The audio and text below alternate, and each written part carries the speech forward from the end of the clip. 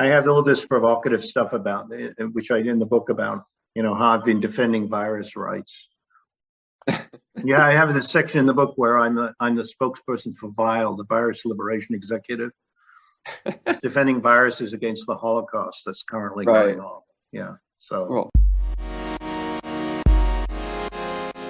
Welcome back to another episode of Thoughts.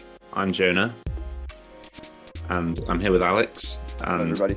Today we'll be interviewing Martin Bunzl, who is the author of a new book, Thinking While Walking, which covers issues of environmental degradation and climate change and humans' relationship with nature. Would you say that's a fair overview of your book? Yes, I think that's right. Mm-hmm. So would you like to just give us a brief outline of the narrative of your book and kind of what inspired you to write it in the first place? Well, as you say, the book is a set of thoughts on a variety of issues, broken down into 9 separate essays, each of which is on a different philosophical topic. The narrative thread is actually the thread of the Pacific Crest Trail. I locate each of these chapters at a different trailhead on the Pacific Crest Trail, which runs about 2,650 miles from the Mexican border near where I live in Southern California, in Campo, to Manning Park in Canada. And, the very enormity of that 2,650 miles is outside the scope of day-to-day experiences. I grew up in England, and you just don't run into trails that are that long. And each of these places, starting in Campo and ending at the Canadian border, has characteristics that are unique and characteristics that it shares in common with the whole of the trail. And so the walking of the trail is the narrative. Although I should be clear, as I am in the introduction, I didn't actually walk the whole trail. I went to different trailheads and spent a day or so walking back and forth. That's the narrative structure. The content, as you say, ranges over a number of different topics, all of which, one way or another, revolve around nature and our relationship to nature. And the philosophical goal derives from what I would call my credo, which I take from Bertrand Russell, which is what he calls the substitution of articulate hesitation for inarticulate certainty. That's, I think, a wonderful summary of the way I think of philosophy. When you read the Cartesian Meditations and teach students the dreaming argument, it's on this interpretation, it's not that Descartes thinks we might be dreaming or we might be a brain in the vat. The question is, how do you ground the argument that that's not the case? And on Russell's conceit and my credo, you shouldn't be so cocksure that everything is so obvious. And when it comes to thinking about nature and philosophy of nature and our relationship to nature, part of what I think is going on is that on a day-to-day basis, people bring unexamined premises, unexamined assumptions, unexamined concepts to their thinking about it, and get off on the wrong foot right away because those concepts and premises are unexamined. And that's what I really try to do in this book, is examine those assumptions and concepts. On that, a central concept of your work in this book is nature. So I guess the question would be, how do we conceptualize nature at the moment? And is that a static thing, or has it changed throughout the past? And will it change again in the future? Well, our relationship to nature has changed less than we think. We started intervening in nature about 2,000 years before the Christian era started, about 12,500 years ago, when human beings began to engage in settled agriculture and began changing the local ecology in which they live. But our relationship to the concept of nature has changed over time. I mean, let's back up a bit, and although I'm leery about the idea of the construction of this and that, I do accept the idea that our concepts, most of the concepts we bring to our thinking are concepts of our own construction. And except insofar as we're engaged in basic physics, looking for the basic matter of the universe, which is whatever a final theory of physics tells us is, pretty much everything else that we rely on in thinking and in fact in conceptualizing the world around us depends in one way or another of particular constructs that we bring to our thinking and to our visual field. I mean, could you give some examples of those? Yeah, so I mean, that our listeners can get an idea of what you mean. You know, I'm sitting in my study seeing books and bookshelves, a chair, a desk. But from a point of view of basic physics, these are all subatomic particles spread out in space and time with varying degrees of density. I'm the one who breaks them up and sees them as, oh, the chair, the desk, the books, the bookshelves. I create those particular unities of subatomic material in my visual field. So in that sense, how you see the world is a product of the conceptual apparatus you bring to it, and the conceptual apparatus you bring to it is largely derived by culture and language. Of course, today that's very fashionable with regard to things like gender and race, but it trickles down to the much more mundane level of tables and chairs.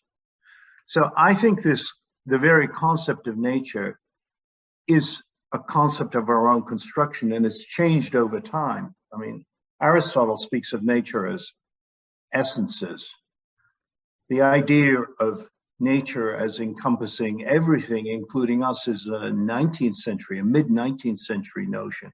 Nature as really equivalent to the cosmos. But between that Aristotelian notion and this mid-19th century notion of nature as everything, there's a concept that begins, a construct that involves a binary between us and nature, between the man-made or the human-made and nature, between the city and the countryside.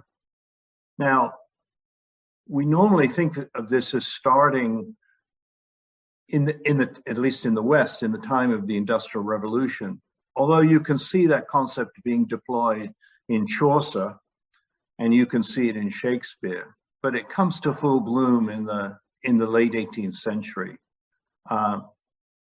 Prior to the late 18th century and the rise of the Industrial Revolution, a relationship to the natural world, and I use that term rather than nature, was one in which, perhaps correctly, again in the West, we saw the natural world as a source of risk.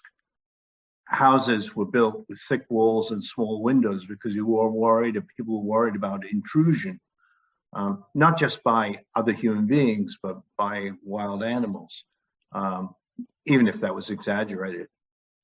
Come the Industrial Revolution, we see a transformation in which nature is seen as benevolent and kind and gentle, and what human beings make, both of cities and of industry, is seen as a source of threat. And throughout the 19th century into the 20th century, that infiltrates a lot of our thinking. In England, for example, the English garden and Victorian house design, Victorian interior design, all reflect the idea that nature is a source of good.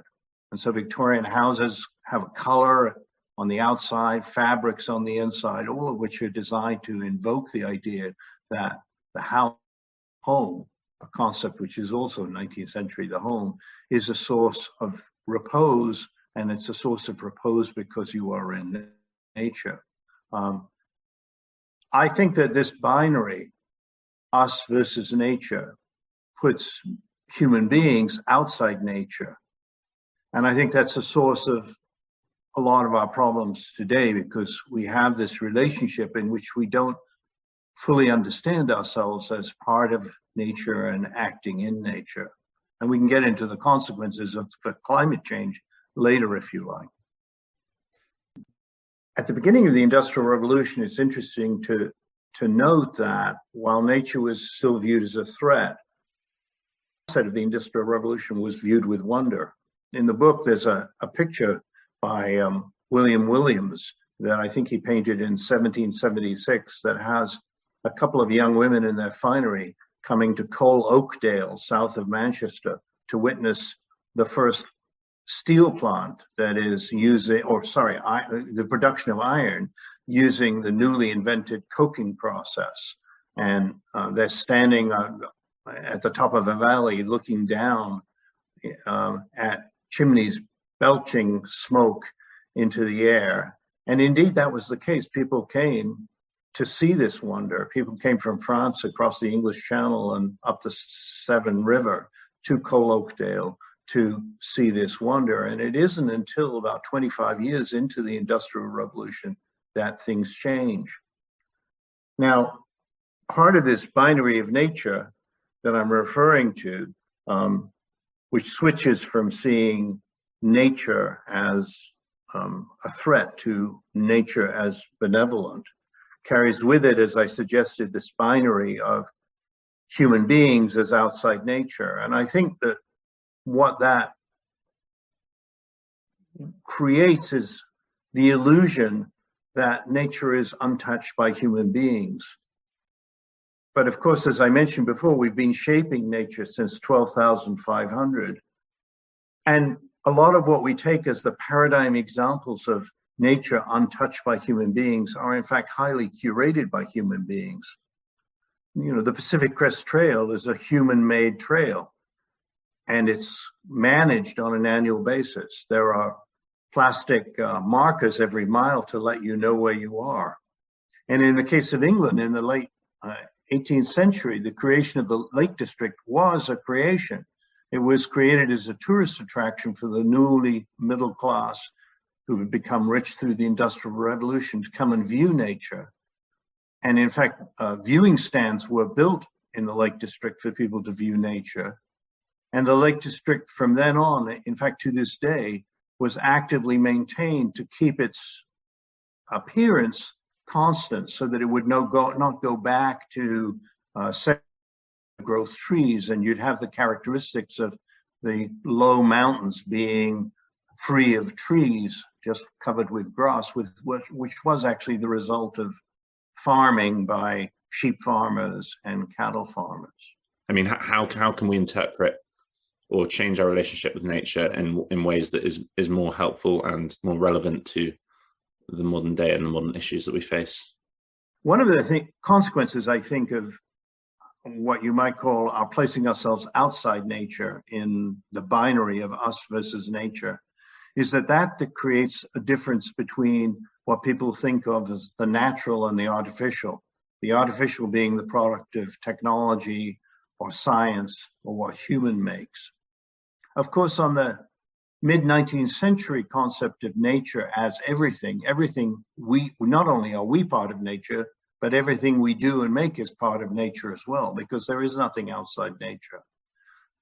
But this distinction of the natural and the unnatural trickles down into a lot of public discourse. We can talk about how it affects public discourse about genetically engineered foods, but for the purpose of my priorities of climate change, it has a great deal of effect on what and how we might intervene to try and mitigate the degree to which the climate is warming and what the consequences of that are.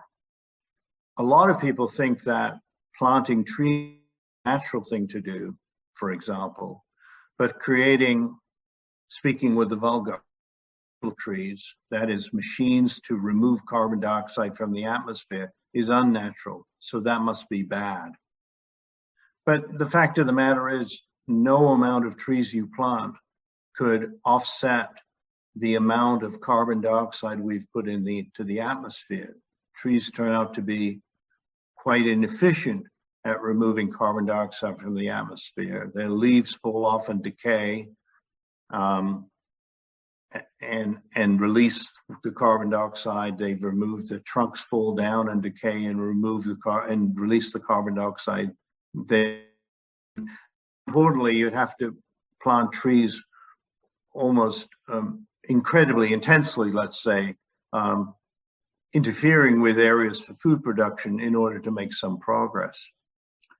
I don't think people quite realize the challenge we're facing. Before the Industrial Revolution, carbon dioxide was, I think, at 175 parts per million, and it's now at 426 parts per million. You have to remove 8 billion, with a B, 8 billion tons of carbon dioxide to reduce carbon dioxide in the atmosphere by 1 part per million. Even if we stop all carbon output today and try to reduce the amount of carbon dioxide to what scientists think is a relatively sustainable level, which is the 1960s or 50s, which is 350 parts per million. Well, you can do the math. The amount we'd have to remove is tens of billions of tons. So the task we face of doing this really requires, in my view, that we develop the technology to effectively remove carbon dioxide from the atmosphere. And I know of no natural way that we'll do that. So, just as a follow-up, I think, to this kind of idea, because I agree, I think that in the way to tackle climate change is a multifaceted answer, and it should be, it is a complex issue to be solved, and the solution itself will be complex. However, I'm a bit concerned about, so I guess the concern about the idea that, and again, the polarity that, or the dichotomy that you suggested about our conceptualization of nature between the natural and the artificial comes up into this thinking.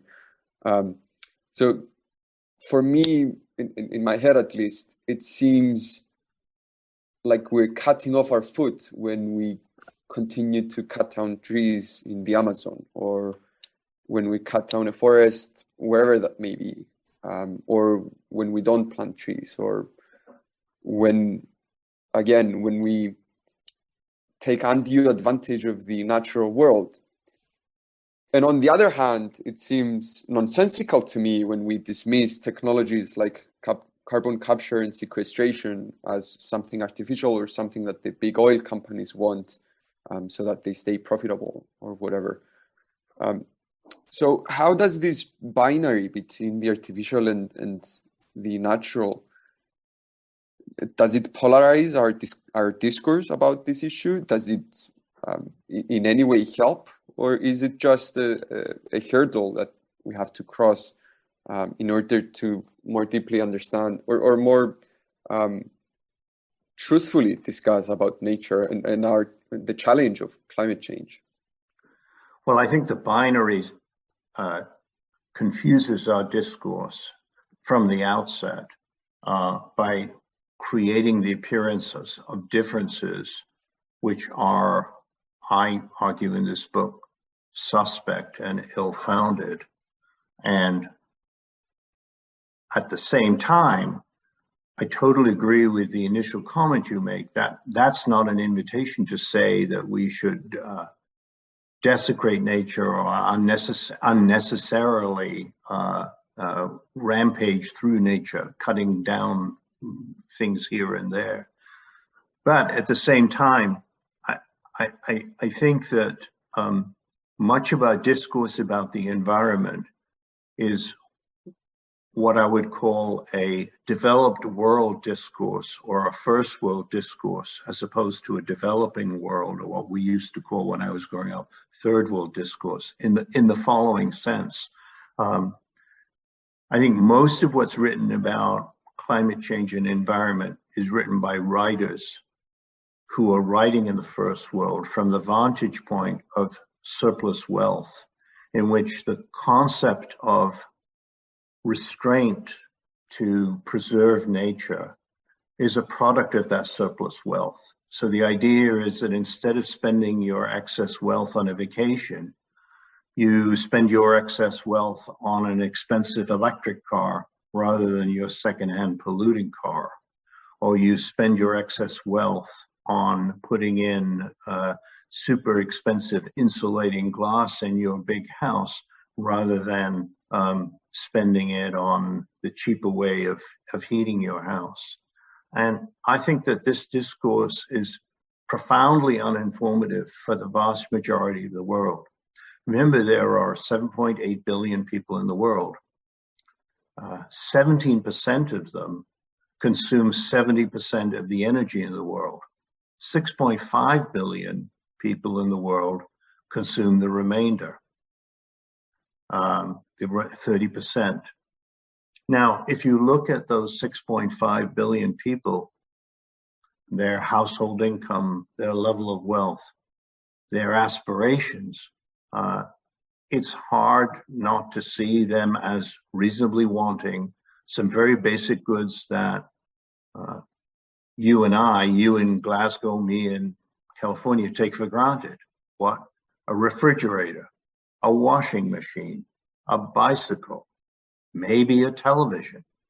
I think running water is a very telling example. And certainly running water, although running water is not that expensive to produce and doesn't require a lot of energy. All of these other things require energy. And I think it's easy, too easy for us to smugly say, oh, if we only cut back, we'll be fine and we can save the world. Well, you and I and the rest of the 1.5 rich people in the world can cut back to effectively zero. But when you divide up the energy we save and distribute it among the rest of the 6.5 billion people in the world, the share that they get is relatively small.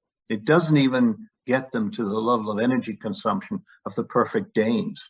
I say the perfect Danes because they consume less energy than anyone else in the so-called developed world and live in small houses and are, model citizens of the world.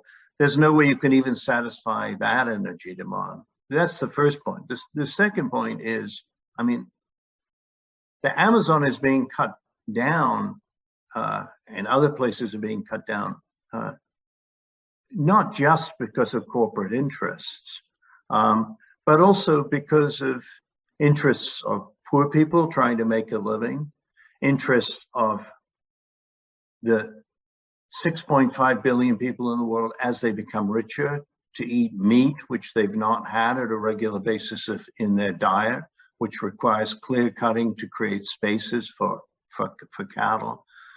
These things are interrelated with each other. And I think the problem of climate is ultimately related to the problem of population. We had, even notwithstanding this illusion that we stand outside nature, we had a reasonably harmonious relationship to nature when we were a global population of 3.5 billion. We're now at 7.8 billion. We're heading towards 10 billion, according to the United Nations, but only if fertility rates continue to decline. If fertility rates don't decline in Africa, and there's no indication that they are, we would be at 15 billion by the end of the century. Now, trying to find places for those people and feed those people will require more and more intrusion of nature, more cutting of trees, more transforming of nature into a human scape. And so the problem of population and the problem of climate change are intimately related to each other. I'd just be interested to go back to what you were saying about, climate change as a kind of an idea that's very specific to the developed world, and the implications that might have in terms of how we act, because it might mean, for example, that we need to actually divert our interests away from environmental issues and more towards issues of development. But as you say, if we do that, then the environment will not be able to cope with that. Well, That's a great comment. But finish. I interrupted you. Sorry. Well, I was just going to say that do you think that there is a way that I mean, obviously, as societies get more developed, the fertility rate decreases, and it would seem as well that societies have the freedom to become more interested in things like sustainability and environmental concern. So do you think that there is a way to put development hand in hand with environmental concern? So, for example, creating jobs with kind of green technology and renewable energy, and restructuring economic systems and things like that. Do you think that they can actually go hand in hand so that countries can be developed and the environment can be kind of sustained? Yeah, this is it's a great question and a very difficult question. Let me just put in one right here. It's not that climate change is a rich country prerogative. It's responding to climate change by cutting back your individual consumption that I think frames it as a surplus wealth kind of issue, which I don't think it is. But your question is the deep question. Let's first stop and note a comment you made that I agree with, but is perhaps controversial. I think all the research shows that declining fertility is related to increasing household wealth, with one proviso. The wealth has to be under the control of females in those households. If females don't control the wealth, then it's not related. And it has to be, according to the research, not simply money you get as a country, let's say from oil consumption, which is oil production, which is what's happening in Nigeria, but it actually has to do with female involvement in the workforce, and female involvement in the workforce in kinds of work that are incompatible with having children with you. If the workforce is involved in agricultural home production, then you don't get this effect. And interestingly, this is a long-standing research. This research shows that that's more important than the availability of contraception. The availability of contraception in and of itself is not enough to drive family size down. Now, and we see that fertility is falling not only in northern hemisphere countries, but in Asian countries where household income is going up, fertility is going down dramatically, and not just in Japan and now China, but all across Asian countries. So now you ask the question: is there a way that development and attention to the drivers of climate change can go hand in hand? I think that one of the problems in discourse about climate change is what I think of as an embrace of magical alternatives. When I hear people talking about combating climate change, they often resort to an idea that if only we wanted to, we could transform the global energy economy and make it fossil free, and it's only oil companies that are preventing that from happening. And that begins with people like Al Gore, who in 2008, in a speech in Philadelphia, argued it's just a matter of will that was preventing the United States from becoming completely fossil free in 10 years. The reason I say this is magical thinking is because historically, we know it takes roughly 50 to 75 years for economies to transform themselves from one kind of energy to another, from wood to coal, from coal to oil, from oil to gas. And while things may go quicker now for a variety of reasons, it's delusional to think that you can make that transformation in less than about 50 years. I mean, I would remind you that, I think I have this right, 60% of global energy consumption, global electrical production today is created by burning fossil fuels. energy demand, or electrical demand, is going to go up by about 40% in the next 20 or so years. 70% of that energy demand is going to be in developing countries or developing economies. Currently, only 20% of global energy is non-fossil fuels, renewable energy, and that includes nuclear energy. So the idea that we could build from that 20%, excluding nuclear energy, build it up to 100% and take account of the increase in energy demand over the next 20 or so years is frankly delusional.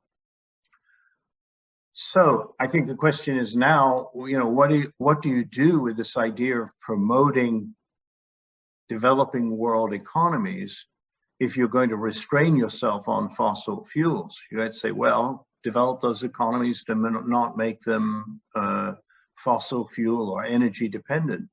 That's unfortunately delusional as well, because at least classically, the way in which economies develop is that energy intensive production is housed in the developing economies and transfers from developing economies as they become more developed to newly developing economies. You see that in the post-Second War period, where Japan begins as the energy intense economy, then it transfers to China, and now China is transferring its energy dependent production to places like Cambodia and Laos and actually to Africa. And one of the telltale signs of that is that you see, while China is building renewable energy capacity, it's also building coal plants under contract in places like Cambodia and Laos and in Africa. So I think we face a dilemma between developing economies to produce declines in fertility and carbon output.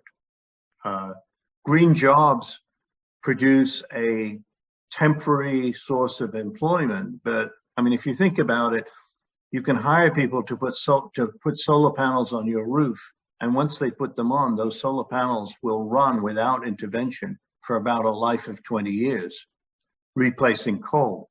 The coal has to get dug out of the ground every week for those 20 years. So in the one case, you have a one-time source of employment to put the roof panels up, and the other you have ongoing employment. And that's a real dilemma. There's an Indian reservation in Arizona that's facing it. They have one of the largest coal burning plants in the United States, and it's being phased out in favor of renewable energy, and they're facing mass unemployment on that reservation. So I think we, in the short run of 50 to 75 years, we face a tremendous dilemma in this regard, unless we had another way to limit population growth. So there is a cap at how much resources we have at our disposal. So, for example, there is a finite amount of coal, there's a finite amount of oil, there's a finite amount of gas, and there's a finite amount of sunlight. In my opinion, we're not even close to utilizing all of the resources available to us on planet Earth. And my question would be, related to that, would be, at the moment, it seems like your argument is resting on the assumption that the energy production level that we are currently at cannot rise any longer, cannot rise a lot.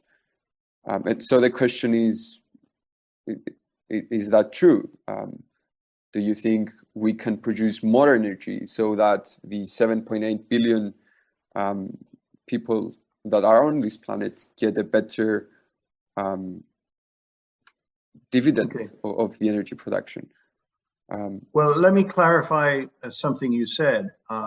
You said there's a finite amount of sunlight, and then you said, along with a finite amount of fossil fuel.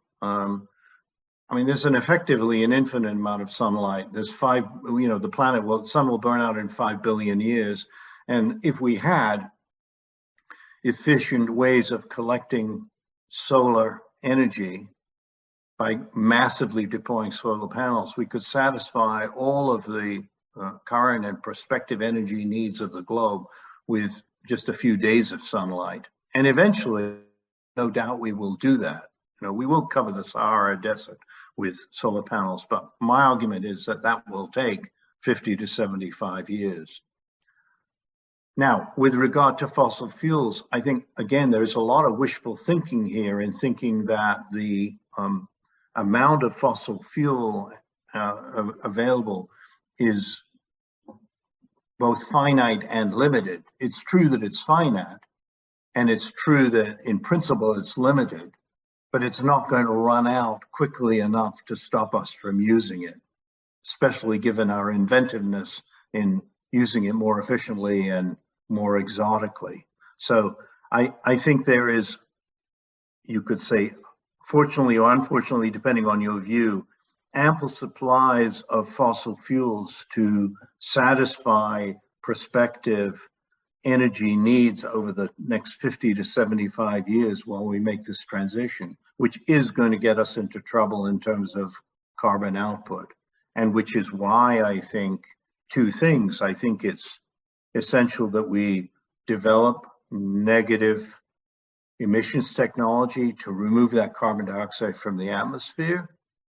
And I also think that people have a romantic aversion to nuclear energy. When you look at the risk of nuclear energy versus coal, the statistics are shocking. What people ignore is the fact that 3.5 million people a year die of the effects of the pollution that fossil fuels create. And that includes using fossil fuels as a source for cooking in the developing world. And I think the number of people that have died from nuclear power plant accidents combined is, in the hundreds since the inception of nuclear energy. So I think that there's no way, I think it's ludicrous to ignore nuclear energy as an option, unless, again, you embrace this magical alternative that we can wave our hands and create renewable energy to satisfy everyone's needs, including the developing world, within a year or two. That's what I think is magical thinking that confuses the debate. I think you answered my second question implicitly, but I'm going to ask it anyway so that you can give a full answer. So the question was going to be, do you think there's a possible future ahead of us where we utilize cutting-edge technology for carbon capture and sequestration in combination with fossil fuel burning or fossil fuels, and in combination with green energy and with nuclear energy, and any other form of energy production that we have available to us or will have available to us in a way that allows us to raise the living standard of the 7.8 billion humans on this planet and possibly the 15 billion humans. Well, I think good. I think it's an open question because we have not developed that technology successfully as yet. I can tell you one of the most interesting alternatives that is currently being researched that I have a peripheral relationship to, and that's to engineer the roots of food crops to increase the carbon dioxide stored in their root systems and then bury those root systems in the ground, because we have interesting research that shows that the molecules that absorb the carbon dioxide, a molecule called suberin, does not decay for hundreds of years.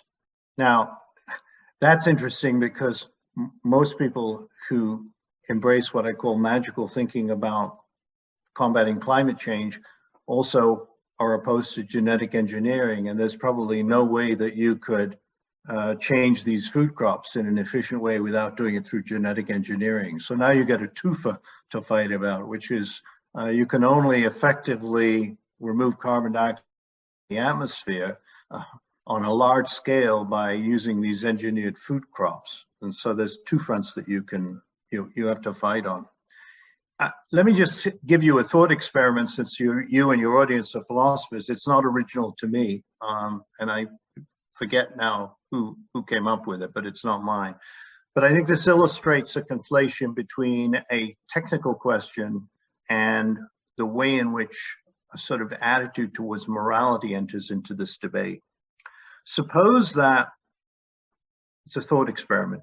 Suppose we were able to invent a perfectly efficient, cost-effective way of removing carbon dioxide from the atmosphere. Now suppose that if suppose the most efficient way to produce energy was by burning fossil fuels. So suppose you had a program in which you burned fossil fuels, which put carbon dioxide into the atmosphere, and you then deployed your carbon capture system to remove the carbon capture from the atmosphere. Would there be anything wrong with using that as a social policy? Now, if you try that question on a lot of people, they will say yes. And if you try and press them as to why they think that it's bad, they actually veer into some sort of moral terrain rather than technical terrain. And I think that's an interesting question, because if you press people and say, you know, why, what is wrong with it from a moral point of view? What's wrong with this? They usually can't come up with an articulate answer except to say, well, using fossil fuels for energy is bad because it disrespects nature, or it does something bad to nature. And I find that a sort of an interesting thought experiment to run on people. I think it's like litter. Sometimes the most efficient way to deal with litter is to pick it up, because trying to change the frame of mentality of everyone in the country who may litter is an impossible task. So in the end, it's cheaper and more efficient to deploy a really intense litter picking up people, which gives people a source of employment. Same with graffiti. In New York City, it turned out the quickest way to do it was to have flying forces that went to clean up graffiti whenever it occurred, rather than trying to convince everyone one by one not to engage in graffiti. So considering the challenge of green technologies and economically supporting developing countries, what do you think we can do about population growth as well? Because you've mentioned that that is also going to be quite a big issue. The dilemma is that if we rely on economic growth to push fertility down, we need to provide energy for that economic growth. And I'm arguing there's no way to do that without reliance on fossil fuels substantially for the next 50 to 75 years. So I guess your question is, how would I do it if I was in charge? I mean, it's a dangerous question. It's the philosopher king type question. I'm going to piss off your audience by saying I would limit family size. I mean, if family size was limited to half a child per person, or speaking in the old-fashioned way, one child per couple, whatever the identity of that couple, in one generation we'd get down to 3.5 billion people or so, or 3.75 billion, and then everyone could have one child, and every couple could have two children. We don't have the Chinese way to do it, which is, you know, by enforcement of cadres, which doesn't seem a very humane way to do it. The way I would do it, short of putting contraceptives in water, well, that's a technical aspect of it, is that I'm going to propose something libertarian, even though I am not a libertarian, and if I were a libertarian, I'd be a left-wing libertarian. I think people should not view the right to have children as an individual right. It's a right that having children has social consequences. It's not an individual act. So I think it's perfectly reasonable to say that the amount of children we have is a collective decision that we collectively share, because there are consequences for us all. And at least for one period, for one generation, each of us has a right to have one child per couple, per two people.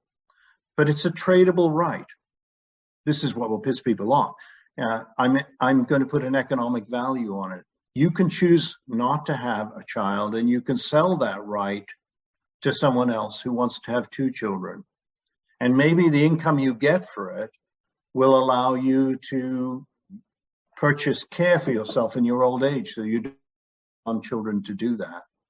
I know there are a lot of enforcement aspects to this. What's going to happen if people have children against that, and how do you do this, and so on and so forth. But the key concept I want to have is that having a child is not an individual decision, and that collectively we can and should make decisions for the collective good of the number of children that people can have.